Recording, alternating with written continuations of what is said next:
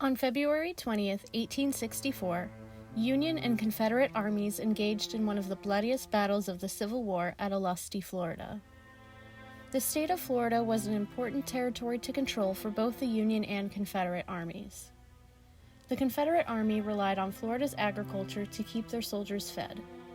Union troops aimed to disrupt the Confederate Army's food supply, but also to recruit loyal black soldiers to their cause and to subvert the state's Confederate support in an attempt to fulfill President Lincoln's 10% plan.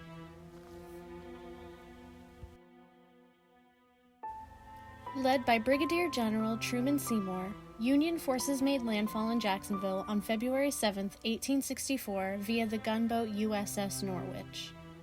His plan to surprise the enemy on their own turf failed, almost immediately, when Floridian civilians alerted Confederate authorities shortly after Union troops gained a foothold in the state.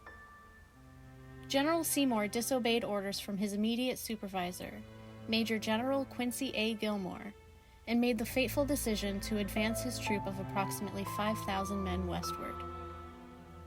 In correspondence to the Headquarters Department of the South, Major General Gilmore expressed his concern about General Seymour's choices. I considered it well understood at the time between General Seymour and myself that no advance would be made without further instruction from me, nor until the defenses were well advanced. I was greatly surprised at receiving a letter from General Seymour, stating that he intended to advance without supplies in order to destroy the railroad near the Suwannee River, 100 miles from Jacksonville. Consequently, the Confederate and Union armies engaged in a brutal 6-hour battle between the South Fork of St. Mary's River and Lake City. The Confederates seized control of Union artillery that had become exposed as their flanks overwhelmed the Union troops. It was this strategy that shifted the outcome of the battle in the Confederates' favor, forcing Union troops to retreat. The Union Army suffered a devastating defeat.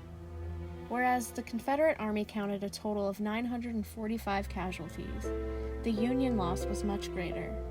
1,355 Union men were killed or wounded, and another 506 were missing or captured. After the battle ended, Confederate troops executed some of the black Union soldiers who had been left behind on the battlefield following General Seymour's retreat. Although the exact number is unknown, it is estimated by historians that between 25 and 50 African Americans were murdered in the aftermath of the battle.